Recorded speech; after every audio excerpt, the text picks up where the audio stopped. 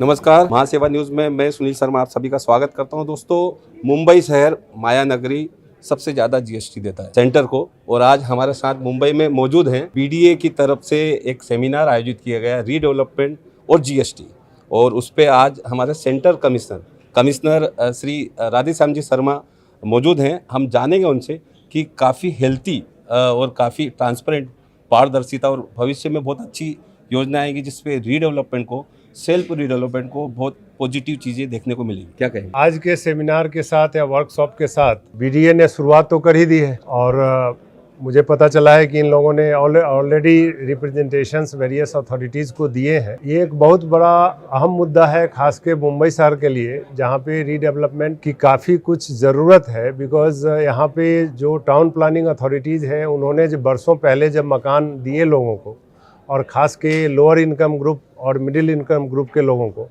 उन्होंने 99 साल के लीज पे दिए थे।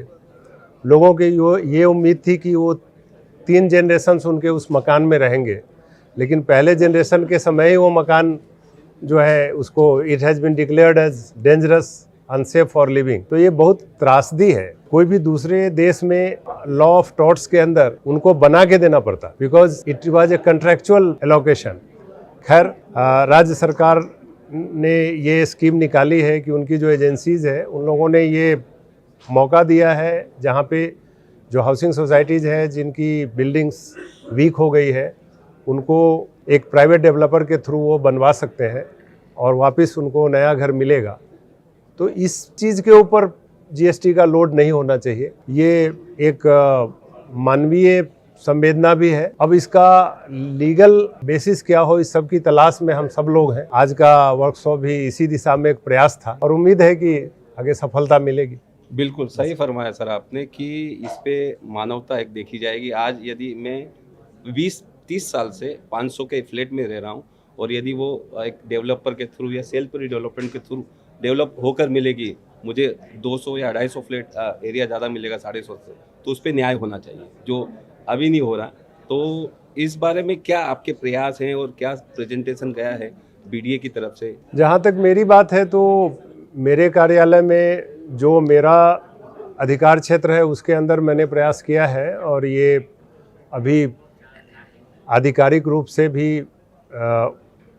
ये ऊपर जोनल लेवल पे गया है, वहाँ एक कमेटी बनी है, और जो मैंने उसमें प्रयास किया है ये बताने का कि अगर एक डेवलपर के 4 प्रोजेक्ट कर रहा है, तो 4 में 3 प्रोजेक्ट तो हो सकता है टैक्सेबल हो, जिसमें वो फ्री होल्ड लैंड के ऊपर जो सोसाइटी है उसके साथ एग्रीमेंट किया है, और वो सोसाइटी को बड़े घर भी मिल सकते हैं, वो उसको बेच भी सकते हैं मार्केट रेट पे, तो वहाँ बिजनेस कंसिडरेशन है, उनके ऊपर तो टैक्स रखा जाए।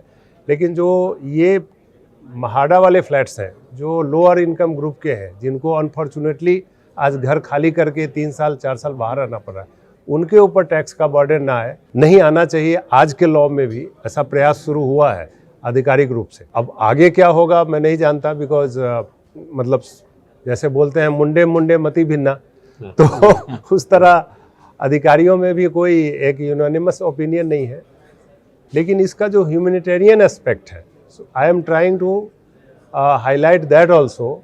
ये सारे कई मेरे भी दोस्त हैं बिल्डिंग लाइन में, जैसे आज तो आप सब हो गए, ये थापर जी बैठे हैं, हमारे गोल्फ पार्टनर भी हैं, कई लोग हैं। उनके ऑफिस में कभी कभी मैं जाता हूँ, महाड़ा के लोग जो आते हैं जब सोसाइटी वाले उनसे डिस्कस करने, तो लगता है कि क्या किस्मत के मारे हुए लोग हैं, जिनको घर मिला था 99 ईयर्स के लिए और 30 साल में ही उनको बाहर जाना पड़ रहा है। तो वो ह्यूमैनिटेरियन एस्पेक्ट होना चाहिए, और ये कहीं ना कहीं महाराष्ट्र शासन में भी जो मेरे दोस्त बैठे हुए हैं, जो आईएएस ऑफिसर्स हैं, उनसे भी चर्चा में वो लोग हमेशा बोलते हैं। In fact they ridicule on us कि हम लोगों ने पॉलिसी बनाई कि उन लोगों को रिहेबिलिटेट कर दे और तुम लोग उसके ऊपर टैक्स लगा रहे। इनफैक्ट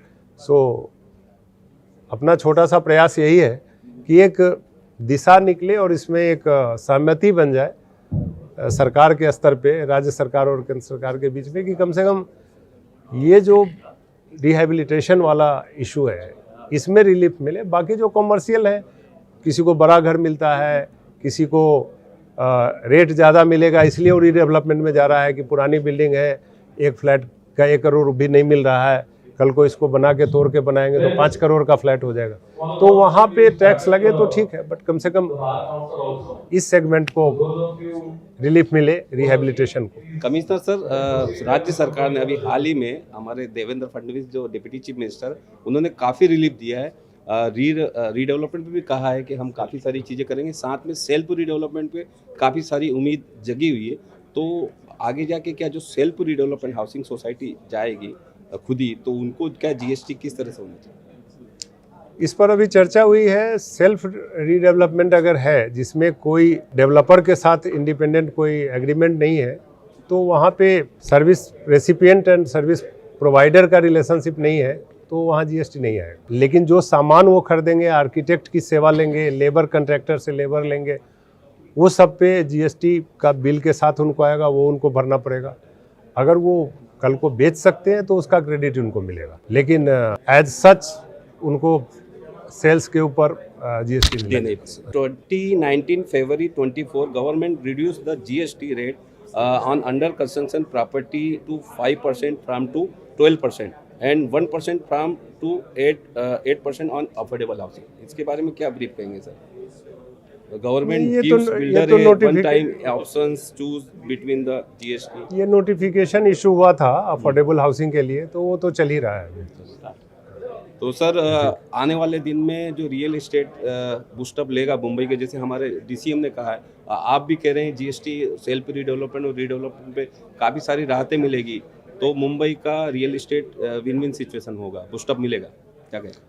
होना चाहिए, क्योंकि सिर्फ एक महाड़ा को देखा जाए तो हज़ारों बिल्डिंग्स ऐसी है जिनका रीडेवलपमेंट होना है, और बाकी भी जहाँ भी ओल्ड सिटी में जो बिल्डिंग्स हैं पगड़ी वाली, उन सब में भी रीडेवलपमेंट होना है। तो स्टेट गवर्नमेंट का बेसिकली ये काम है। हम लोग तो सिर्फ टैक्स लगाते हैं, टैक्स लगाने में भी हमारा योगदान आधा ही है, क्योंकि हम सेंट्रल जीएसटी लेते हैं। स्टेट जीएसटी फिर स्टेट ही लेता है। इसलिए अगर स्टेट से आपको ये पॉजिटिव सिग्नल मिल रहा है तो उनको ये कहिए कि आपका जो स्टेट जीएसटी है वो भी तो कम से कम रिलीफ देना चाहिए, क्योंकि वो भी केस बना देते हैं। राधेश्याम जी, हमसे बात करने के लिए खूब खूब धन्यवाद। धन्यवाद। ये थे राधेश्याम शर्मा जी, जिनका कहना था कि स्टेट और सेंट्रल गवर्नमेंट मिलकर जो मुंबई का रियल एस्टेट है उसके एक बूस्टअप भी आएगा और एक उनको राहत भी दी जाएगी, जाके या हो सेल्फ रीडेवलपमेंट या रीडेवलपमेंट। बीडीए ने ये आयोजित किया था। इससे लगता है कि कुछ जो सजेशन हैं, कुछ जो प्रस्ताव हैं, वो आगे उम्मीद होने की दिख रहे हैं और आने वाले दिनों में रियल एस्टेट एक बूस्टअप लेगा। मैं सुनील शर्मा, कैमरामैन अविनाश शिंदे के साथ में महासेवा न्यूज़ मुंबई।